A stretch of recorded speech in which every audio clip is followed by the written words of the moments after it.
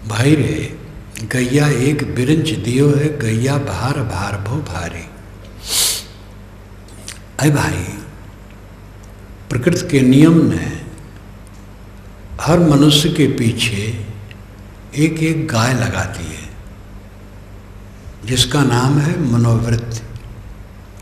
वो बहुत महत्वपूर्ण है, भारी है, लेकिन भार अभार रूप में है। हम नहीं समझते हैं, अज्ञान में उलझे हैं, तो महापीड़ा है। समझ गए, अहंकार छोड़ दिए, महाआनंद है। भाई रे गैया एक बिरंच दियो है, गैया भार भार भो भारी। नौ नारी को पानी पिए तो है, तृषा तैयो न बुझाई। 9 नालियों की वो पानी पीती है, 9 नहरें आ रही हैं, सबका पानी पीती है, लेकिन वो प्यासी रह जाती है। 9 नारी, शरीर में हजारों नाड़ियाँ हैं, लेकिन 9 नाड़ी मुख्य मानी जाती। भूखा, पैसनी, गंधारी इत्यादि 9 नाड़ियाँ हैं। तो 9 नाड़ी से अभिप्राय है 9 नाड़ियों से ग्रथित शरीर। शरीर के पानी को पूरा का पूरा ये पीती है, लेकिन प्यास नहीं बुझती। शरीर के 5 विषयों का उपभोग करती है, लेकिन प्यासी रह जाती है। स्वाद लेते लेते बुढ़ा गए, स्वाद की तृष्णा गई। ये हम आत्मनिरीक्षण करें। स्वादेली चीज देख करके ललचा गए, कहाँ भी वेग विचार रहा। मर्यादा विरुद्ध खान पान करने लगे, कहाँ भी वेग रहा। धीरज ही नहीं है। दूसरे लोग खा लें, हम पिछड़ जाए, कोई हर्ज नहीं। छीना झपटी में पड़ गए, लोभ में पड़ गए, लालच में पड़ गए, बुढ़ा गए, तृष्णा नहीं मिटी। देखते देखते आंखें बूढ़ी हो गई हैं, रूप का मोह गया कि नहीं, सोचो। सारे रूपों में नर नारी के रूप सबसे आकर्षक माने जाते हैं, और टट्टी पेशाब की पोटली है। कोई नर या नारी हो, कल्पना से उसके चेहरे को खुरच दो। कल्पना करो कि उसके चेहरे में खुरच दिया गया, तो क्या निकला? रक्त। और तुरंत ही मक्खियां भिनभिनाएंगी। कल्पना से किसी के चाम को बिल्कुल अलग कर दो, तो एक लिबलिबा सामने पिंड खड़ा हुआ दिखाई देगा। क्या उसके लिए रति होगी? मांस को अलग कर दो, नसों को अलग कर दो, तो एक कंकाल भयंकर। यही है शरीर। रूप देखते देखते आज तक तृप्ति नहीं हुई। ये साधना की यात्रा कब सफल होगी? कब पूरी होगी? कब रूप से भी तृष्णा होगी? कब गंध से भी तृष्णा होगी? कब स्पर्श से भी तृष्णा होगी? कब स्वाद से भी तृष्णा होगी? खाली बतकही से काम बनेगा? साधु भगत कहलाने से भी काम नहीं बनेगा। साधु भगत की तो एक दीक्षा है, और दीक्षा इसीलिए कि काम करो। दीक्षा लेके बैठे हो अहंकार में, हम भगत हैं, हम साधु हैं, कुछ काम न बनेगा, और उल्टा हो जाएगा। ज्ञानी बनने का दम्भ न करो। इतना जानते हो, इतना बोलते हो, कुछ काम नहीं देगा। करते क्या हो? 5 विषयों की तृष्णा आज तक नहीं मिटी, क्या साधना चल रही? 9 नारी को पानी पिए तो है, तिरसा तैयो न बुझाई। ये साहब का हथौड़ा है जो हमारे ऊपर पड़ता है। 9 नाड़ियों से ग्रसित शरीर के भोगों में डूबे हो, लेकिन आज भी तुम्हारी तृष्णा बुझ नहीं रही। फिर साहब साधकों के लिए गाते हैं जो नाना मत के साधक हैं। कोठा 72 औल औलावे वज्र क्यों लगाई। हठयोगी लोग 72 कोठे से हवा बटोर लेते हैं, वज्र क्यों लगा करके बैठते हैं, पैर के दोनों गुल्फों से शिश्नेंद्री और गुदा इंद्री दबा देते हैं, उंगलियों से आँख नाक कान दबा लेते हैं, वज्र क्यों लगाते हैं। खूंटा गाड़ दवर दृढ़ बाध्यो, ज्योति का खूंटा गाड़ दिए मस्तिष्क में, दवर मजबूत रस्सी से दृढ़ बाध्यो बांधते, तैयो तोड़ पर आई। इतने पर भी वो तोड़ करके रस्सी भाग जाती है। ये कितना करारा व्यंग है।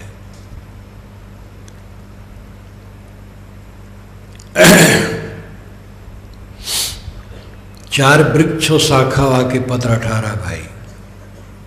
4 वृक्ष हैं, 6 शाखाएं और 18 पत्र हैं। एतिक लय गम के हिस गैया, गैया अतिर हराई। 4 वृक्ष हैं, ऋग यज साम अथर्व 4 वेद, और 6 शाखा छंद ज्योतिष व्याकरण निरुक्त इत्यादि, जो उसको समझने के लिए हैं। वेदांग उसको कहते, 6 वेदांग। 4 वृक्ष और 6 शाखा, यानी 4 वेद और 6 वेदांग, वेदों को समझने के लिए, और 18 पत्र, 18 पुराण,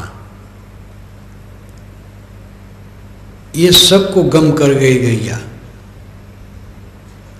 लेकिन अत्यंत हरहाई बनी रही। यानी ये सब पढ़ गुन करके चर डाला सब। ये गैया 4 वृक्षों को चर लिया और 6 शाखाओं को चर लिया, अब 18 पत्तों को चर लिया, 4 वेद 6 वेदांग 18 पुराण पढ़ डाला, लेकिन अत्यंत हरहट ये बनी हुई है। सब पढ़ गुन करके जहाँ के तहाँ। पोथी पढ़ी पढ़ी जगमुआ, पंडित हुआ न कोई। पोथी का उपयोग नहीं होगा तो पोथी क्या करेगी। पोथी में तो कीड़े उड़े भी रहते हैं, तो पोथी से कोई मतलब रहता है उनका। हम बहुत पढ़ लें, बहुत वक्ता हों, आचरण न करें तो क्या होगा। आचरणहीन को वेद पवित्र नहीं कर सकते। 4 वृक्ष 6 शाखा वाके पत्र 18 भाई। एतिक ले गम के हिस गैया, गैया अतिर हराई। ई 7 और वो है 7, 9 और 14 भाई। एतिक ले गैया खाए बढ़ायो, गैया तैयो न गाई। ई 7 और वो है 7। 7 है, 9 है, 14 है। यहाँ कोई कैसा भी अर्थ लगा ले, संख्यावाचक है, कोई साफ निर्देश नहीं है, लेकिन प्रकरण को समझ करके अर्थ होता है, भाव समझ करके अर्थ होता है। ऐसी जगह में यहाँ वाणी विस्तार की बात है, इसलिए वाणी का ही अर्थ लगेगा। 6 शास्त्र हैं, सांख्य योग न्याय वैशेषिक मीमांसा इत्यादि, और महाकाव्य, ये 7। और वो 7 प्रत्यक्ष अनुमान उपमान प्रमाण, ये सब 7। 9 व्याकरण के 9 ग्रंथ, और 14 विद्याएं। ये सब पढ़ा गुना, और प्रकांड पंडित, महापंडित, लेकिन मन स्थिर नहीं, मन पीड़ित है। ये मनुष्य की वास्तविकता पर प्रकाश डालते हैं साहब। पढ़ना यहाँ साहब खंडन नहीं करते। पढ़ने खंडन करते तो खुद ग्रंथ क्यों बनाते। साहब खुद पढ़ते होंगे। अर्थ है कि पढ़ करके काम करो। पढ़ना और प्रयोग करना। इंजीनियरिंग की पढ़ाई और प्रयोग मैंने गोरखपुर में देखा था सन 60 में। एक भक्त के पिता वहाँ थे, लोहार, और वे इंजीनियरिंग बच्चों को पढ़ाते थे। क्या पढ़ाते थे? बस प्रयोग। वो तो जब तनख्वाह लेते थे तो अंगूठा लगाते थे, अक्षर जानते ही नहीं थे। और धनी धनी घर के लड़के, बड़े बड़े अफसरों के लड़के इंजीनियरिंग पढ़ते थे।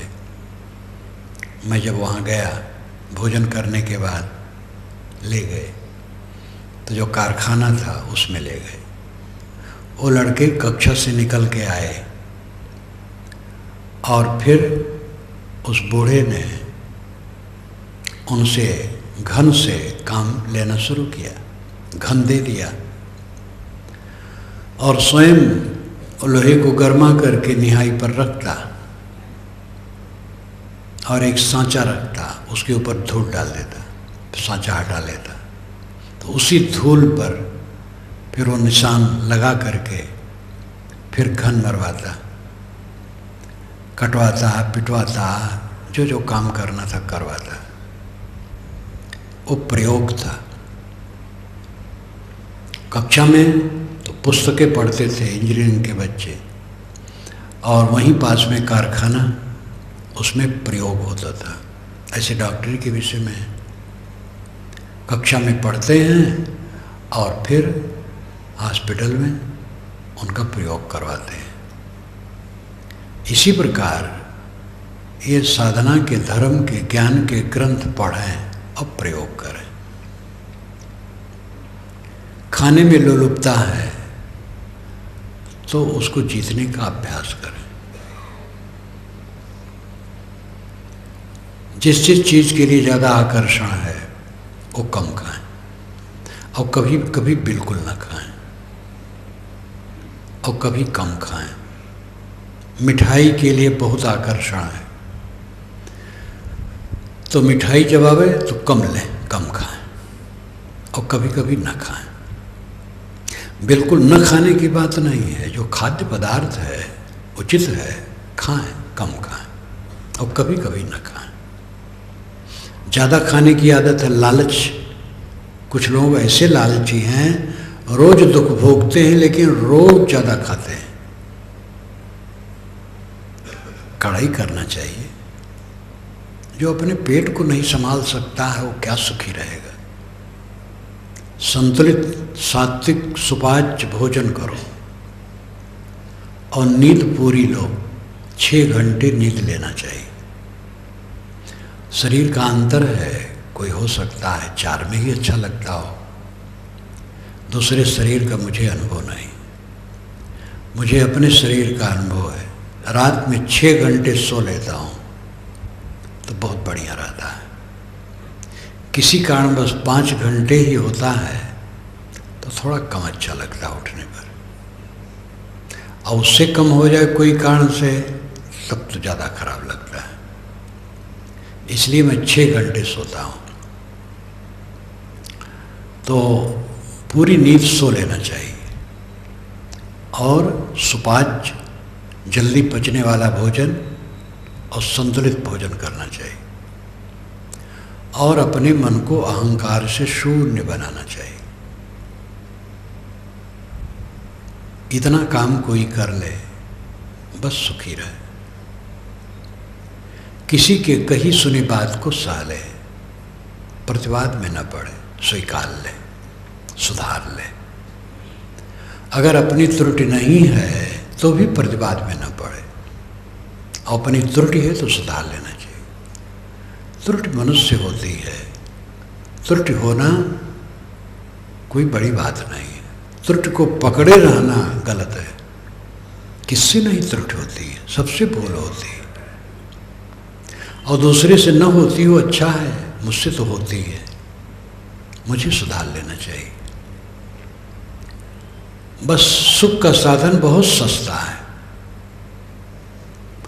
अपने को बड़ा सिद्ध करना, बहुत प्रतिष्ठित सिद्ध करना, बहुतों का प्यारा श्रद्धेय दुलारा सिद्ध करना, यही अहंकार है। जो हमसे प्रेम करने वाले हैं, बदलने वाले हैं, जो हमारी सेवा करने वाले हैं, बदलने वाले हैं, जो हमारी प्रशंसा करने वाले हैं, बदलने वाले हैं, उनका शरीर बदलेगा, मन बदलेगा। ये सबका क्या अहंकार है? मैं किसका प्यारा हूँ और मैं क्या हूँ? पहले तो मैं को समझो। मैं तो शुद्ध चेतन हूँ, सारा प्रेम देह तक लोग करते हैं, मेरे लिए कोई क्या प्रेम करेगा? मैं सब किसका प्यारा हूँ? कुछ नहीं। सारा दम्भ, सारा अहंकार, सारा पाखंड छोड़कर सरल बन जाए, निर्मल बन जाए। अहंकार शून्य मन, सुपाच्य संतुलित भोजन और ठीक से नींद लेना, इतना कोई करे बस सुखी रहेगा।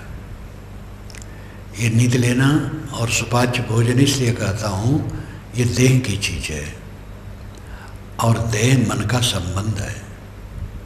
अगर आप गलत भोजन करेंगे साधना भी बढ़िया नहीं बनेगी। लोभी लालची रहे खाने पीने में तो और नरक रहेगा। और असावधानी से नींद कम लेंगे तो धीरे धीरे बीमारी बढ़ेगी और कष्ट होगा। इसलिए नींद के समय ठीक से नींद लें और संतुलित भोजन करें और मन निर्माण कर लें पूरा। बस इस भवसागर में रहते हुए भी भवसागर से पार हैं।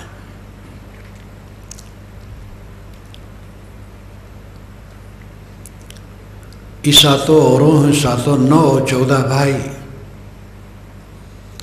एतिक ले गैया खाए बढ़ायो, गैया तैयो ना गाई। सब पढ़ लिया, सब जान लिया। नारद क्या कहते हैं छांदोग्य उपनिषद में? सनत कुमार के पास पहुंचते हैं नारद, कहते हैं भगवान मुझे शोक से पार लगा दीजिए, मैं शोक करता हूं। सनत कुमार कहते हैं तुम क्या पढ़े हो पहले बताओ। तो उन्होंने जो लंबी लिस्ट दी है, चारों वेद, समस्त वेदांग, गणित, धनुर, ज्योतिर्विद्या, भूत विद्या और भूत यानी प्राणी विद्या, लंबी लिस्ट उन्होंने दी है। तो सनत कुमार ने कहा नारद तुम नाम पढ़े हो, ये सब नाम हैं, संज्ञाएं हैं पुस्तकों में, और नाम पढ़ने वाला नाम की जहाँ तक गति हो जान जाता है। तो भगवान नाम से भी कुछ बड़ा है और नाम से भी बड़ा है। नाम से बड़ा वाक है। वाक की उपासना करता है तो वाक में जो होता है सब जान जाता है। क्या भगवान इससे भी कुछ बड़ा है? तो उससे भी बड़ा बताते हैं। और बताते बताते एक लंबी लिस्ट तैयार है उसमें। उपनिषद सौरभ में इसको आप पढ़ सकते हैं। अंत में वो कहते हैं सुख ही उपासनीय है। सब जीव क्या चाहते हैं? पत्नी चाहते हैं, पति चाहते, पुत्र चाहते, कुछ नहीं, सुख चाहते हैं।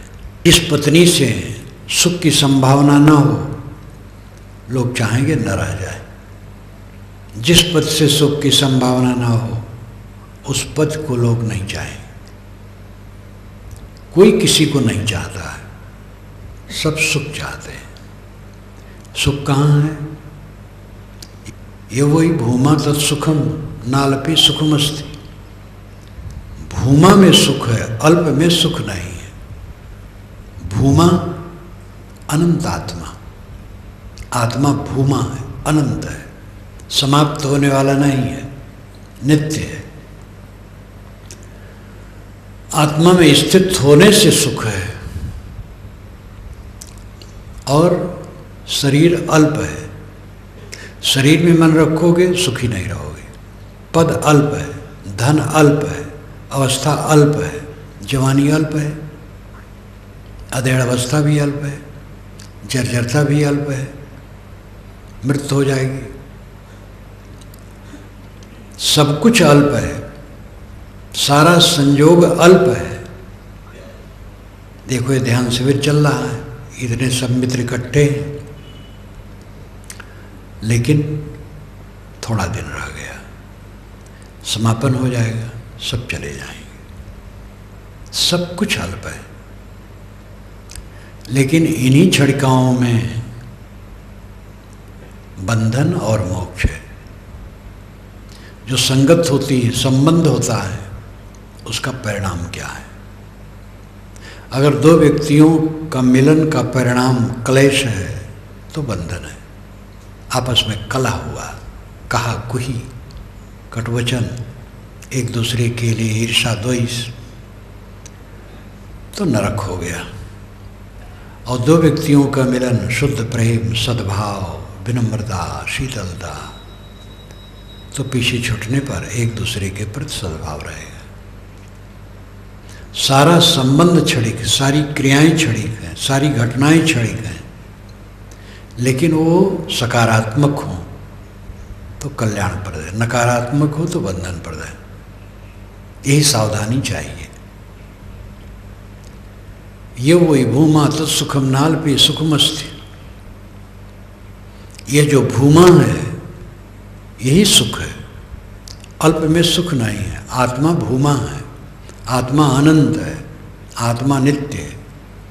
जो अपने आत्मा में तृप्त है वो अनंत सुखी है। तब उसका व्यवहारिक रूप बताते हैं। यत्र नानद पश्यत नानद शृणोत नानद विजानात स भूमा। यत्र, जहाँ पर, ना अन्यत पश्यत, दूसरे को नहीं देखता, ना अन्यत शृणोत, दूसरे को नहीं सुनता, ना अन्यत विजानात, दूसरे को नहीं जानता, सब भूमा, वो भूमा है। जब देखना, सुनना, जानना बंद हो जाता है तब भूमा की असली स्थिति होती है, आत्मा की असली स्थिति होती है। देखना छोड़ दो, बोलना छोड़ दो, सुनना छोड़ दो, जानना छोड़ दो। चश्मा बंदो, गोश बंदो, लब बिबंद, गर्नवीनी सर्रेहक बरमन बखन, ये रूमी साहब ने कहा। चश्मा बंदो, आंखें बंद कर लो, गोश बंदो, कानों को बंद कर लो, लब विबंद, ओठों को बंद कर लो। इसका लाक्षणिक अर्थ है सारी इंद्रियों को समेट लो। गर्नवीनी सर्रेहक, इतने पर भी सत्य के दर्शन न हो, बरमन बखन, मेरा मजाक उड़ाना। साहिब की साखी से आप परिचित ही हैं। समुझ बूझ जड़ हो रहे एक बूढ़े भक्त से मिला। गत वर्ष वे अपने यहाँ कार्यक्रम रखे थे। पुराने पारखी झुक गए हैं, अब कमर टेढ़ी हो गई है। मैंने कहा सुखी रहते हो? कि हाँ साहब, समझ बूझ जड़ हो रहे बलतज निर्बल हो। कहीं कबीर तासंद का पला न पकड़े कोई। उन्होंने कहा पुराने पारखी और बीच के, ये बीजक की साखी है। समझ बूझ जड़ हो रहे, सब जान बूझ लो फिर अनाड़ी बन जाओ, ज्ञान न बघारो।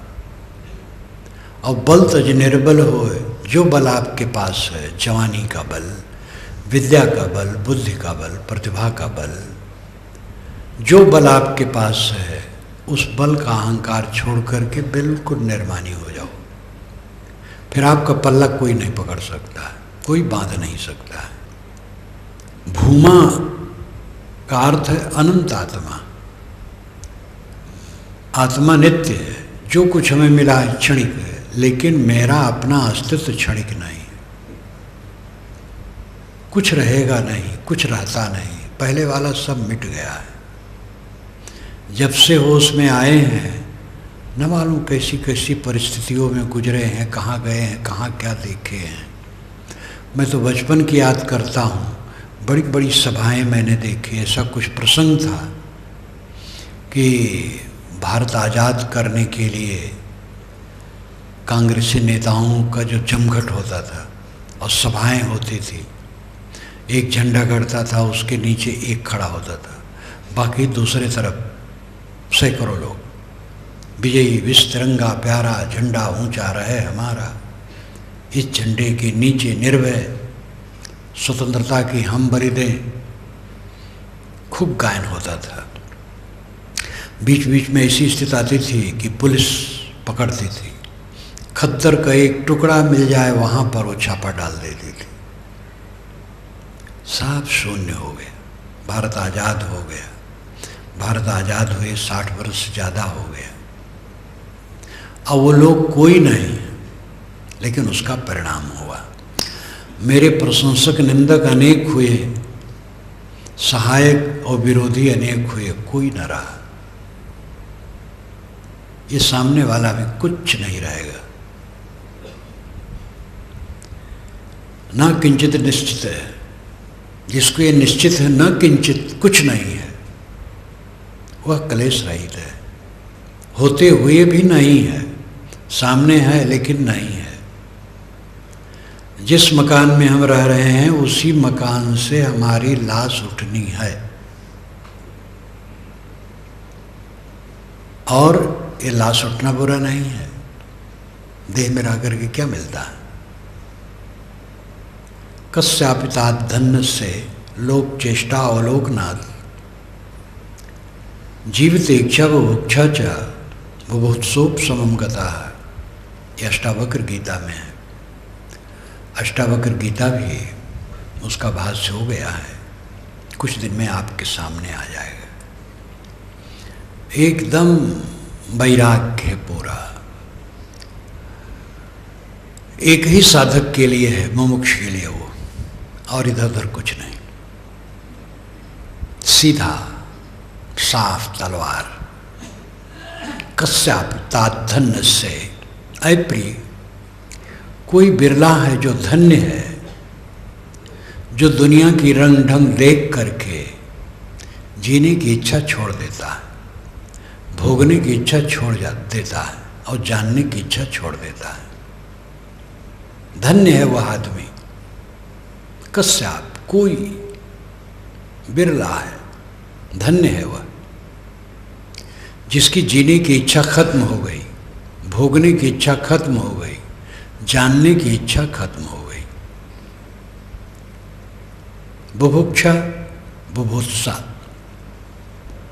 बुभुक्षा भोग की इच्छा, बुभुत्सा जानने की इच्छा, और जीने की इच्छा, तीनों खत्म है, कुछ इच्छा नहीं। धन्य है वह। यही तो मरना है, सारे अहंकार को मार देना, शीतल हो जाना। जीते जीते अब तक हम नरक भोगे हैं, अब मर के स्वर्ग भोगे। जीते का मतलब अहंकार। अहंकार में आज तक हम जलते ही रहे हैं, कुछ फायदा नहीं हुआ।